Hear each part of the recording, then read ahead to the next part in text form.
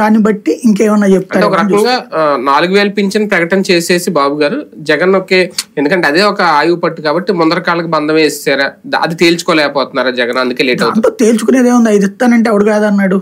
అంటే కాకపోతే జగన్ కాన్సెప్ట్ ఏంటంటే ఈ లోపు బార్గెన్ లెక్కలన్నీ వేస్తాడు, ఈక్వేషన్స్ చూస్తాడు, ఏడాదికి ఎంత ఆదాయం పెరుగుతుందో చూస్తాడు. మన అన్నది అదే కదా, సాధ్యమైన హామీలు మేము ఇస్తాము అంటే ఒకవేళ 5000 అనేది సాధ్యం కాదా అవుననే చూసుకుని కదా ప్రకటించాలి అనేది. ఇప్పుడు ప్రచారం చేసుకుంటే ఇప్పుడు సూపర్ 6 ఎప్పటి నుంచో ప్రచారం చేస్తుంది తెలుగుదేశం.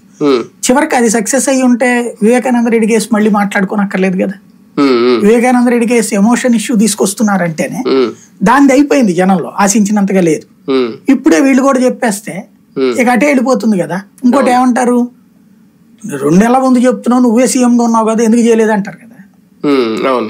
కాబట్టి ఇప్పుడు ఎలక్షన్ హామీ ఇది, నేను ఈ 5 ఏళ్లలో చేశాననేది చెప్పుకెళ్తున్నాడు ముందు. ఈ 21 రోజులు అదే చెప్తాడు చేసినాయి అని చెప్పి ఇవన్నీ జరిగినాయి అనేది వాస్తవం కదా అని అడుగుతున్నాడు కదా. వాడు వాస్తవం అని చెప్పిస్తున్నాడు కదా, అక్కడ చెప్పిస్తున్నాడనే అందాం.